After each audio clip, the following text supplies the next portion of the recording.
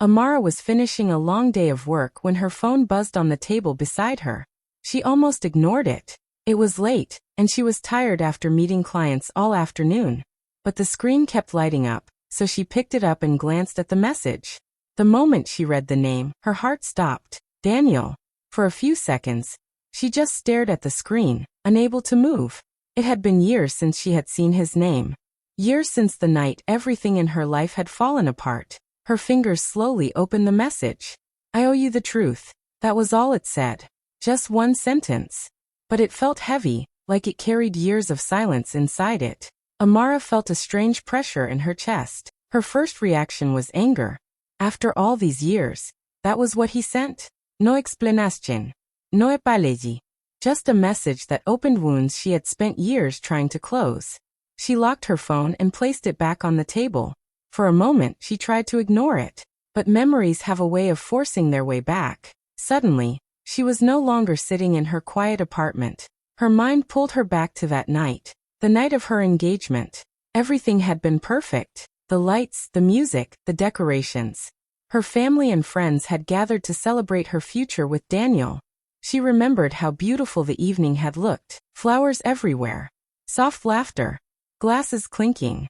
She had been standing near the balcony when Daniel walked toward her. At first, she thought he was nervous because of the big moment ahead. His face looked pale, and his hands were shaking slightly. Daniel, she had asked softly, are you okay? He didn't answer immediately. Instead, he looked at her in a way she had never seen before, like someone who was about to lose something important. Then he said the words that shattered everything. I can't do this.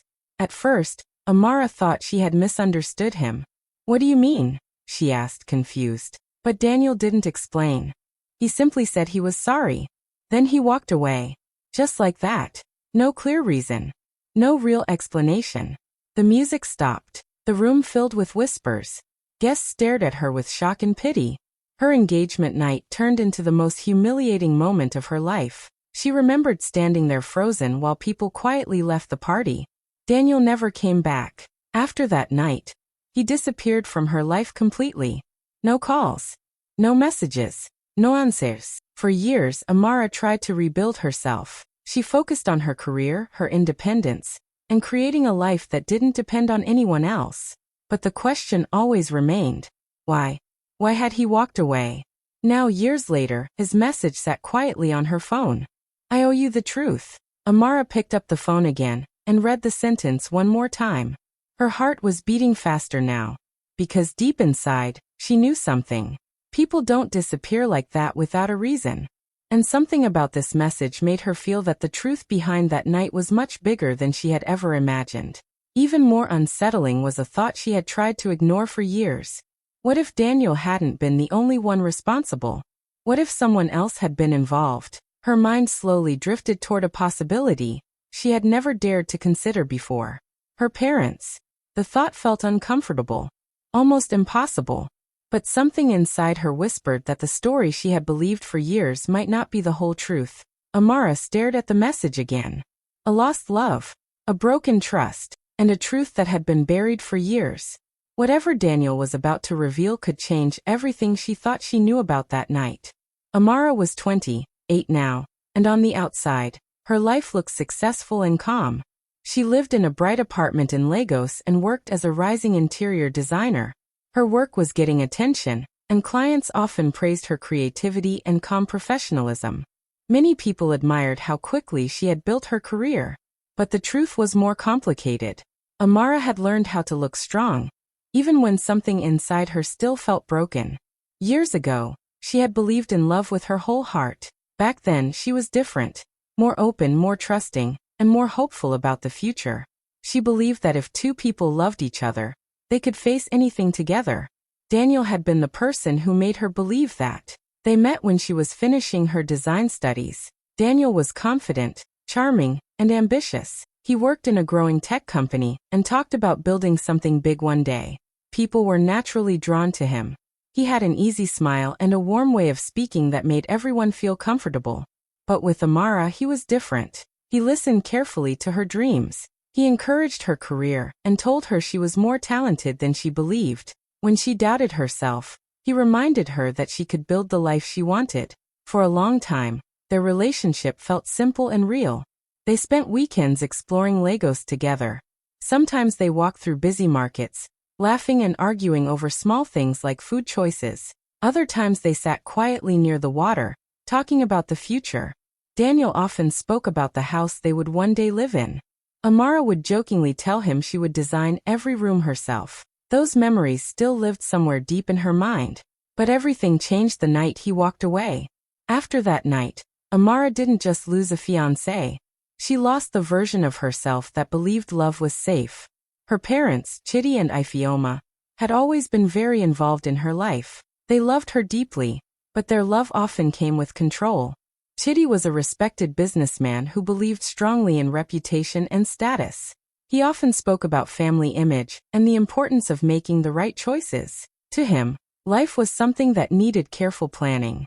Ifeoma was softer in her tone, but shared the same beliefs. She worried constantly about Amara's future, and often spoke about finding a perfect match. At first, Amara thought their concerns came from love, but over time, she began to feel something else: pressure. Whenever Daniel visited, her parents treated him politely, but there was always a distance. Small comments would slip into conversations. "Are you sure his career is stable?" her father would ask. Her mother would quietly say things like, "You deserve someone who can truly provide the life you deserve." Daniel tried to stay respectful, but Amara could sense the tension growing. Still, she believed love would overcome those differences. Until the night he left. After the engagement collapsed, her parents acted shocked and sympathetic. They told her she deserved better, and that Daniel had shown his true character. At the time, Amara believed them, but the pain stayed with her for years. Now in the present, she had learned to protect herself. She focused on work, her projects, and building a life that didn't depend on anyone else. Her best friend Tola was one of the few people who knew how deeply the past had affected her. Tola had been there the night of the engagement disaster. She had stood beside Amara when guests whispered and left early. She had helped her pack the decorations while Amara tried not to cry. Since then, Tola had remained fiercely loyal. One evening, as they sat in a cafe after work, Tola watched Amara carefully. "You know," she said gently, "you don't have to keep pretending you're fine all the time." Amara smiled faintly. "I am fine." Tola raised an eyebrow. "You work all the time. You avoid relationships. And every time someone mentions marriage, you change the topic." Amara didn't answer immediately, because part of it was true. Trust didn't come easily anymore. At her design firm, there was also someone else who had quietly entered her life: David. David worked in project management, and often collaborated with Amara on large interior design contracts. He was calm, thoughtful, and respectful. Unlike others, he never pushed her or asked uncomfortable questions about her past. Sometimes he simply brought her coffee during long workdays. Other times they stayed late discussing design ideas and laughing about difficult clients. Tola had noticed the way he looked at her. "You know David likes you," Tola said once with a teasing smile. Amara quickly shook her head. "We're just co-workers." But even she wasn't completely sure. The problem wasn't David. The problem was trust. Every time she considered letting someone get close to her again, a memory would return. Daniel walking away. The music stopping. The whispers of guests. The feeling of standing alone while her entire future collapsed. And now, after years of silence, Daniel's message had suddenly returned. "I owe you the truth." Amara didn't know what that truth would reveal. But one thing was certain. If the past came back into her life now, it wouldn't just affect her feelings about Daniel. It could also change how she saw the people she trusted the most. Her own family. Amara tried to ignore Daniel's message for 2 days. She told herself it didn't matter anymore. The past was over.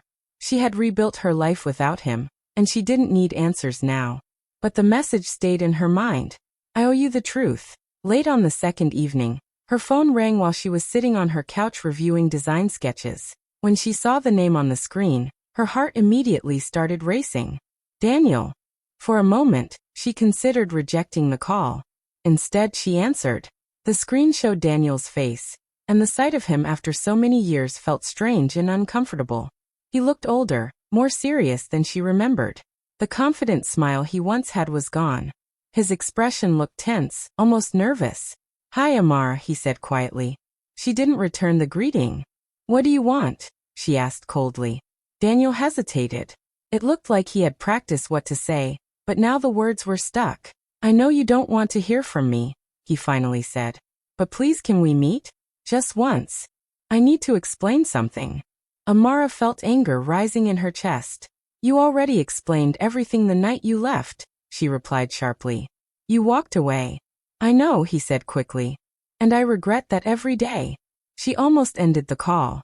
But something in his voice sounded different. It wasn't confidence or charm. It sounded like guilt. "Just tell me now," Amara said firmly. "What truth?"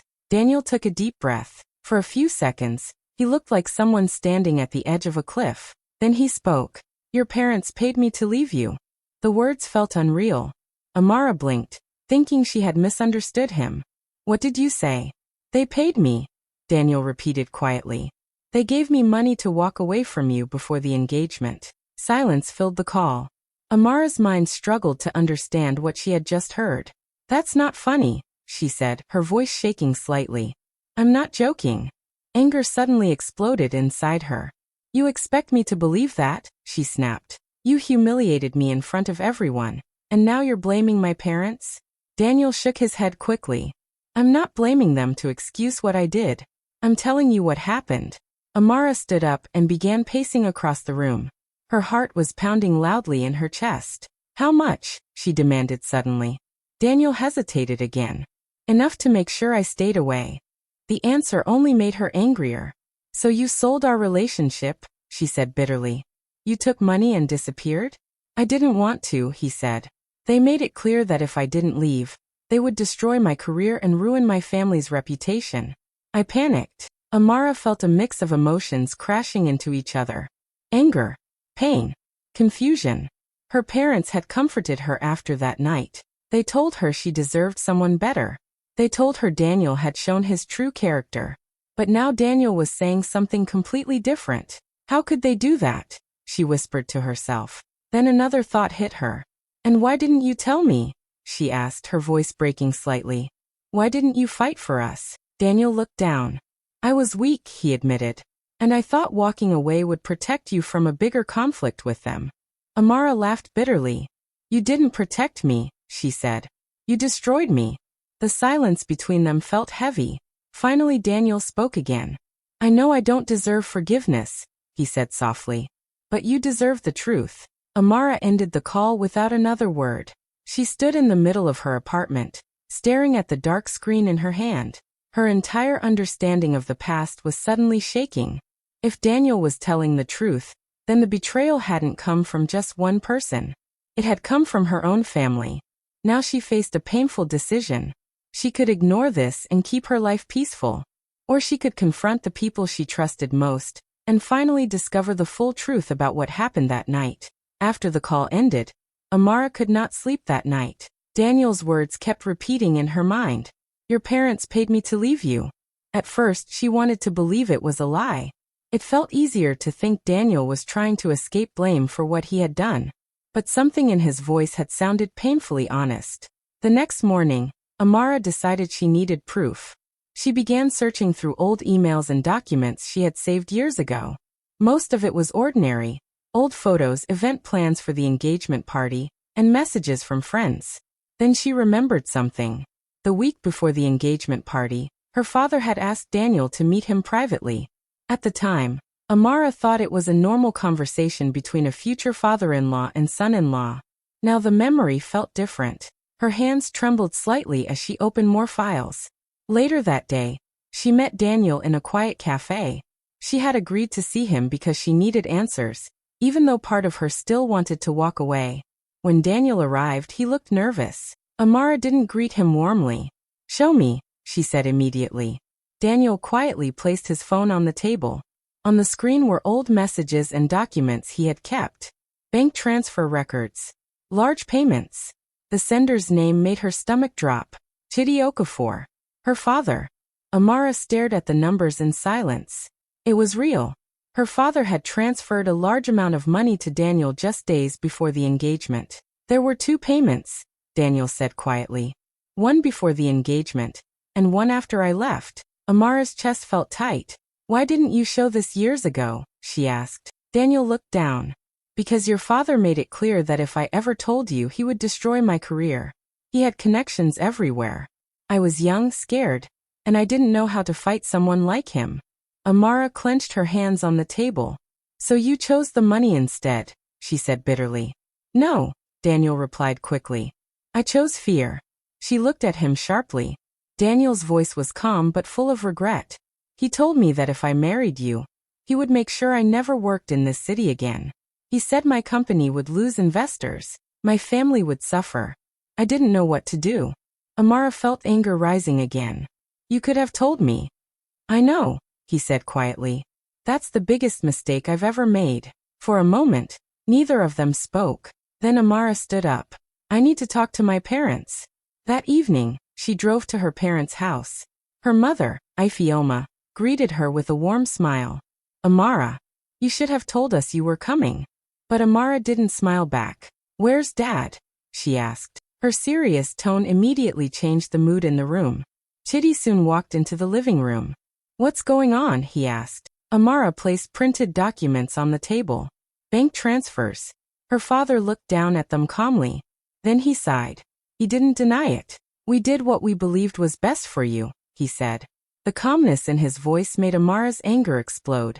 You paid the man I love to leave me, she shouted. Her mother stepped forward quickly. Amara, please listen. No, Amara said. You let me believe he abandoned me.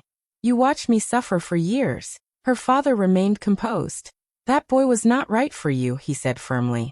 He didn't have the stability or influence you deserved. So you bought my future like a business deal? She said in disbelief. We protected you, her mother said softly. Protected me? Amara repeated, her voice shaking. You humiliated me in front of everyone. Her father's voice grew colder. You are successful now, aren't you? This is not protection, Tola said angrily. This is control. But even Tola looked shocked by how deep the betrayal was. At work, David noticed Amara becoming distant and quiet. You seem troubled, he said gently one afternoon. Amara forced a small smile. Just family problems. But inside she felt alone. Her parents believed they had done the right thing. Daniel believed he had been too weak to fight them. And she was standing in the middle of both betrayals. Some nights, she remembered the good moments with Daniel. The late night walks. The dreams they had shared. Those memories made everything more painful. Because now she knew their relationship had not ended because love disappeared. It had ended because someone decided it shouldn't exist. Amara didn't know what hurt more. Daniel's weakness. Or her parents' control.